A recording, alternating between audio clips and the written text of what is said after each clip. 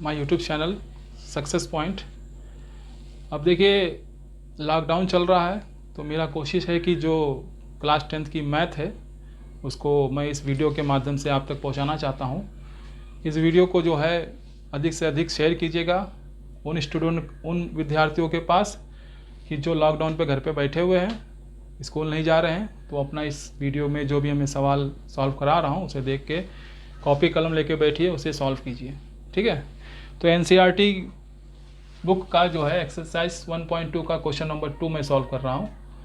Question number 2 में देखिए आपने एचसीएफ और एलसीएम के बारे में पढ़ा होगा कि एचसीएफ क्या होता है, एलसीएम क्या होता है।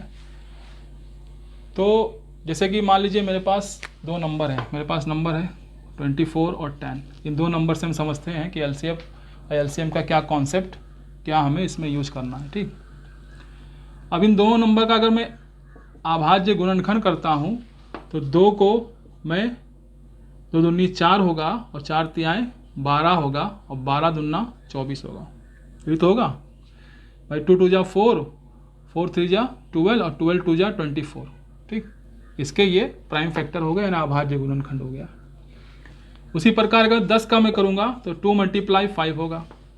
ठीक, अब देखिए इनका दोनों का एलसीएम एचसीएफ कैसे होगा। मैंने इसमें जो मैंने इनका मैंने प्राइम फैक्टर निकाल लिया है, इनका मैंने जो है प्राइम फैक्टर निकाल लिया। अब इन्हीं प्राइम फैक्टर के हेल्प से मैं इनका एलसीएम एचसीएफ निकाल सकता हूँ। कैसे? एलसीएम निकालने का नियम क्या है कि जब कभी अगर आपने दो नंबर का आपने प्राइम फैक्टर निकाला तो उन दो नंबर में जो कॉमन होता है, जो एक जैसा होता है, उसको लिखेंगे और जो नंबर उसके बाद जो बच जाते हैं उसे लिखा जाता है। तो यहाँ पे 2 बचा है, यहाँ पे मल्टीप्लाई 3 बचा है, फिर यहाँ पे 2 बचा है और इसमें 5 बचा है। अब इसको पूरा मल्टीप्लाई कर दीजिए आप। 2 2 जा 4 और 4 3 जा 12, 12 2 जा 24 और 24 5 जा 120 होगा। क्लियर? अब इसका हम एलसीएम एचसीएफ निकालते हैं, एचसीएफ निकालते हैं। एचसीएफ के लिए क्या नियम है कि जो दोनों नंबर में जो कॉमन होता है, एक जैसा होता है, वही इसका एचसीएफ होता है। ठीक है, वही इसका एचसीएफ होता है। अब इसको एचसीएफ यहाँ पे 2 हो जाएगा, आपका एचसीएफ आपका 2 हो जाएगा। ठीक, अब इन्हीं चीज को अगर मैं घातांकों में भी यूज कर सकता हूँ, पावर में भी इसको मैं दिखा सकता हूँ। ठीक है, मान लीजिए इसका घातांकीय रूप आपका ये होता 2 पे घात क्यूब गुणे 3 होता और यहाँ पे 2 गुणे 5 होता। तो घातांक से भी हम इसका एचसीएफ और एलसीएम निकाल सकते हैं। घातांक से एलसीएम निकालने के लिए जो सबसे बड़ी घात होती है, यानी जिसपे सबसे ज़्यादा पावर होता है, जिसपे सब ज़्यादा मतलब घात होती है, जिसमें ज़्यादा पावर होता है, जिसपे मतलब घात यानी कि जो यहाँ पे लगा होता है, ये जो इसको पावर बोलते हैं, ये जितना अधिक जिस नंबर के ऊपर होता है वही नंबर इसका एलसीएम होता है। उसको उतार लेंगे, बाकी जो बचेगा उसको लिख देते हैं। तो देखिए यहाँ पे देखिए 2 पे पावर क्यूब था, 2 3 बार है ना, 1 2 3, 3 बार 2 आया और उसके बाद 2 और 5 बचा, 2 और 5 यहाँ लिखे और इधर का 3 बचा। तो बन गया नहीं बन गया एलसीएम? तो घातांक से भी एलसीएम और एचसीएफ निकाल सकते हैं। और उसके एलसीएफ के लिए क्या देखते हैं, अगर हमारे पास कोई भी अभाज्य गुणनखंड घातांकीय रूप में है ना, पावर्स के रूप में है, तो उसमें जो नंबर कॉमन होगा उस नंबर का जो सबसे छोटा पावर होता है उसे लिखा जाता है। ठीक है, एलसीएम के लिए सबसे कॉमन में का जो सबसे बड़ा पावर होता है उसे लिखा जाएगा, उसके बाद जो नंबर बचते उसे लिख के पूरे का मल्टीप्लाई कर दिया जाता है। और एलसीएम में जो सबसे छोटा पावर होता है कॉमन, जो एक जैसा नंबर होता है, उसका जो सबसे छोटा पावर होता है उसे लिखकर उसे सिर्फ लिखा जाता है। ठीक है, तो देखिए इसमें सबसे छोटा पावर 2 था तो मैंने यहाँ एचसीएफ में केवल 2 लिखा। ठीक, तो ये मेरा एचसीएफ निकालने का सिस्टम हो गया और एलसीएम निकालने का। अब देखिए एक चीज़ यहाँ पे हमको ये जानना है कि एलसीएम मल्टीप्लाई एचसीएफ हमेशा फर्स्ट मल्टीप्लाई सेकंड। मान लीजिए मेरे पास ये फर्स्ट नंबर है, सेकंड नंबर है।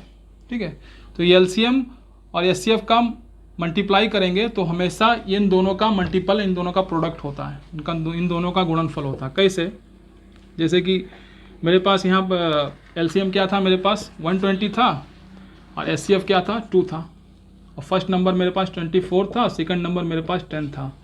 दोनों को मल्टीप्लाई करूंगा 240 आएगा, इन दोनों को मल्टीप्लाई करूंगा तो इधर भी 240 ही आएगा। 120 को 2 से गुणा करूंगा 240 है। देखिए यहाँ पर भी 240, यहाँ पर भी 240। तो इस हिसाब से एलसीएम गुणे एचसीएफ बराबर हमेशा फर्स्ट नंबर गुणे सेकंड नंबर होता है। यहाँ पे प्रूफ होता है। कहीं पर भी कोई भी आप एचसीएफ निकालिए, कोई भी आप एलसीएम निकालिए, तो हमेशा पहली संख्या दूसरी संख्या का गुणनफल बराबर एलसीएम गुणे एचसीएफ होता है। इसी चीज़ को आपको इस एक्सरसाइज में अप्लाई करना है। आपके पास पहला क्वेश्चन है, यहाँ पर इसको मिटा देता हूँ। पहला क्वेश्चन आपके पास है 2691, 26 एंड 91। ठीक, 26 इजी है, तो इसका मेरे पास प्राइम फैक्टर 13 × 2 होगा, और 91 मेरे पास आसान है, इसका प्राइम फैक्टर मेरे पास 13 × 7 होगा। क्लियर। अब देखिए ये इसका हो गया। अब इन दोनों को प्राइम फैक्टर को लेकर मैं एलसीएम निकाल सकता हूँ। तो देखिए इसमें 13 कॉमन है, 13 लिख लूँगा, और मेरे पास बच क्या रहा है, 2 बच रहा है, 7 बच रहा है। और इसका एचसीएफ निकालूंगा तो 13 कॉमन है, 13 को लिख दूंगा। ठीक, अब देखिए अब इसको पूरा मल्टीप्लाई करने मेरा पर क्या आ रहा है, 13 2 जा 26 और 26 7 जा कितना होगा, 26 7 जा 7 6 जा 42 और 7 दूनी 14 और 4 18, 182 आ रहा है। ठीक है, और तो 182 आएगा। तो अब इसमें मैं प्रूफ करके देखूंगा क्या एलसीएम गुणे एचसीएफ बराबर होता है 26 × 91 के। ये मुझे बताना है ना, इसी मुझे को प्रूफ करना है। तो एलसीएम मेरे पास कितना था, 182 था, 182 × 13, और इन दोनों का अगर मल्टीप्लाई करूंगा तो इन दोनों का मल्टीप्लाई क्या होगा, 2336। इन दोनों का मल्टीप्लाई कर लीजिए। ठीक है, तो यहाँ पर भी 2336 होगा, और यहाँ पे भी 2366 होगा, सॉरी 66, 2366। ठीक है, दोनों बराबर हो गया। देखिए यहाँ पे बराबर हो गया दोनों ना, एलसीएम गुणे एचसीएफ इज इक्वल टू दोनों का प्रोडक्ट इज इक्वल। ठीक, आगे क्वेश्चन में बढ़ते हैं। आगे क्वेश्चन आपके पास क्या है, इसको मिटाकर आगे क्वेश्चन सॉल्व करते हैं। क्वेश्चन आपके पास है 510 और 92, 510 और 92 है। तो 510 का मैं निकालूंगा प्राइम फैक्टर। तो 510 का प्राइम फैक्टर निकालने के लिए मैं यहाँ पर लॉन्ग डिवीजन मेथड को यूज करूँगा। देखिए यहाँ पे यूनिट 0 है, तो मैं 2 से इसको डायरेक्टली डिवाइड कर सकता हूँ। 2 2 जा 4, इसमें से 1 बचा, 11 होगा, 2 5 जा 10, इसमें से बचा 1, 2 5 जा 10। ठीक है, अब ये डिवाइड होगा 3 से, 3 8 जा 24 हो जाएगा, इसमें से एक बचा 3 5 जा 15 हो जाएगा। फिर इसको मैं सॉल्व करूँगा तो 5 से जाएगा, 5 1 जा 5 और 5 7 जा 35, और यहाँ पे 17 1 जा 17। तो इसके प्राइम फैक्टर मेरे पास हो गए 2 × 3 × 5 × 17। ठीक है, आगे बढ़ूंगा 92 का प्राइम फैक्टर मुझे ढूंढना है। तो 92 का प्राइम फैक्टर के लिए मैं क्या करूँगा कि यहाँ पर मैं इसको देख सकता हूँ, 92 अपॉन प्राइम फैक्टर 2 4 जा 8, इसमें से एक बचा 2 6 जा 12, और यहाँ पे 2 2 जा 4, 2 3 जा 6 और 23 1 जा 23। तो मेरे पास के प्राइम फैक्टर 2 × 23 हो गया। अब मैं इसका निकालूंगा एलसीएम। तो इसका एलसीएम क्या होगा, एलसीएम निकालने के लिए बताया था, देखिए दोनों में 2 कॉमन है, और कोई कॉमन है, और कोई कॉमन नहीं है। तो 2 जो कॉमन है उसको मैं लिख दूंगा। उसके बाद मेरे पास बच रहा है 3 बच रहा है, 5 बच रहा है, 17 बच रहा है, ऊपर से ये बच गया, और यहाँ पर मेरे पास ये बच गया, मल्टीप्लाई 2 × 23। इस पूरे को मल्टीप्लाई करूँगा तो मेरे पास आएगा, पूरे को मल्टीप्लाई करने पर मेरे पास आएगा 23,460 आएगा। ठीक है, आप इसको मल्टीप्लाई कर लीजिएगा। ठीक है, अगर मैं मल्टीप्लाई करने में जाऊँगा तो वीडियो बहुत लंबा हो जाएगा, इसलिए मैं डायरेक्टली मल्टीप्लाई करके पहले से कर चुका हूँ, तो उसी को मैं यहाँ लिख दे रहा हूँ। अब इसका एचसीएफ निकाला जाएगा, एचसीएफ। अब देखिए एचसीएफ क्या है, एचसीएफ के लिए मैंने क्या बताया था कि जो दोनों में कॉमन है वही लिखा जाएगा। तो दोनों में कॉमन क्या है, 2, राइट टर्न 2 इधर, और बाकी कोई कॉमन नहीं है। तो इसमें केवल एचसीएफ में केवल कॉमन वाले ही नंबर लिखे जाते हैं, बाकी कुछ नहीं लिखा जाता है, यानी जो नंबर एक जैसा होता है वही एचसीएफ में उतारा जाता है। तो यहाँ पे 2 हो गया। तो इसका मतलब अगर मैं एलसीएम गुणे एचसीएफ बराबर फर्स्ट नंबर गुणे सेकंड नंबर करूँगा, तो मतलब मेरे पास एलसीएम है 23,460 और एचसीएफ मेरे पास 2 है, और यहाँ पर मेरे पास 510 × 92 है। अब इन दोनों को मल्टीप्लाई करूँगा तो मेरे पास यहाँ पर आएगा, मल्टीप्लाई करने पर 46,920 आएगा। यहाँ पर भी मल्टीप्लाई करने पर 46,920 आएगा। क्लियर, बराबर हो गया ये मेरे पास। तो आप लोग इसको कॉपी में उतारते रहिए और लिखते रहिए, इसको बाद में सॉल्व करते रहिए। ठीक है, मैं इसको मिटाता हूँ, इसके बाद आगे क्वेश्चन बढ़ते हैं।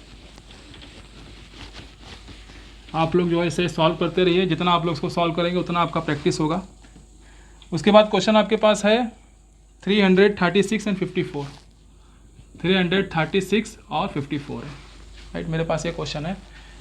इस क्वेश्चन को सॉल्व करने के लिए मैं प्राइम फैक्टर मेथड में लॉन्ग डिवीजन मेथड यूज़ करता हूँ। तो देखिए यहाँ पे 3 है, यहाँ पे 3, देखिए यहाँ पे यूनिट 6 है तो जाहिर से 2 से जाएगा। 2 1 जा 2 13, 2 6 जा 12, 2 8 जा 16। ठीक है, 2 1 जा 2 13 हो गया, 2 6 जा 12, हाँ राइट है, और 2 8 जा 16, 2 4 जा हो जाएगा। ठीक है, 2 2 जा 4, नहीं 2 4 जा 8 हो जाएगा, और 2 2 जा 4 हो जाएगा। फिर यहाँ पे 2 1 जा 2, नहीं 2 2 जा 4, 2 1 जा 2 हो जाएगा। ठीक, और यहाँ पे 3 7 जा 21 और 7 1 जा 7 हो जाएगा। तो मेरे पास यहाँ पे प्राइम फैक्टर हो गए 2 मल्टीप्लाई 2 मल्टीप्लाई 2 मल्टीप्लाई 2 और 3 मल्टीप्लाई 7। ठीक है, इसके प्राइम फैक्टर हो गए। 54 के प्राइम फैक्टर निकालूंगा तो 2 मल्टीप्लाई 3 कर दीजिए, 6 हो जाएगा, क्योंकि 54 जो है 6 के टेबल में जाता है ना, तो 2 3 या 6 हो गया, और 6 कितने जाता है 9 से। ठीक है, तो इसको मैं 9 के 3 मल्टीप्लाई 3 लिख देता हूँ। ठीक है, आप देख लीजिए, इसमें निकाल लीजिए एलसीएम क्या है। ये 2 नंबर मेरे पास यहाँ पे कॉमन है, तो 2 को निकाल लूँगा, और क्या बच रहा है, और कोई कॉमन नंबर है, और ये देखिए यहाँ पर ये भी कॉमन है, 3 भी कॉमन है, इसको मैं निकाल लूँगा बाहर। ठीक, उसके बाद जो बच रहा है उसे लिख दीजिए। यहाँ पे 2 मल्टीप्लाई 2 बच रहा है, यहाँ पे 7 बच रहा है, नीचे क्या बच रहा है 3 मल्टीप्लाई 3 बच रहा है। इस पूरे को जब मल्टीप्लाई करूँगा तो पूरे को मल्टीप्लाई करने पर मेरे पास 3024 मिलेगा मुझे। मल्टीप्लाई कर लीजिएगा आप लोग। ठीक है, एचसीएफ निकालूंगा।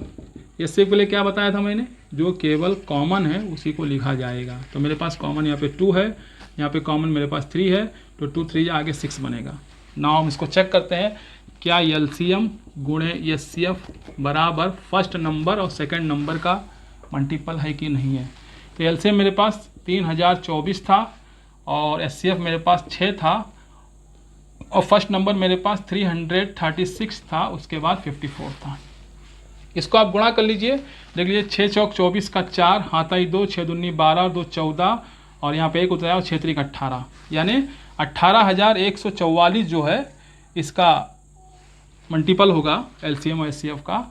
उसके बाद इसका ही मल्टीपल देख लीजिए, 5 4 जा 6 4 जा जो है यहाँ पे 24 हो ही रहा, तो 4 यहाँ पे यूनिट आ ही रहा, इसका मतलब मेरा ये 18,144 होगा। तो देखिए एलसीएम गुणे एचसीएफ बराबर फर्स्ट नंबर सेकंड नंबर के बराबर है। ठीक है, तो ये मेरे पास क्वेश्चन नंबर 2 के कुछ एलसीएम और एचसीएफ वाले क्वेश्चन थे।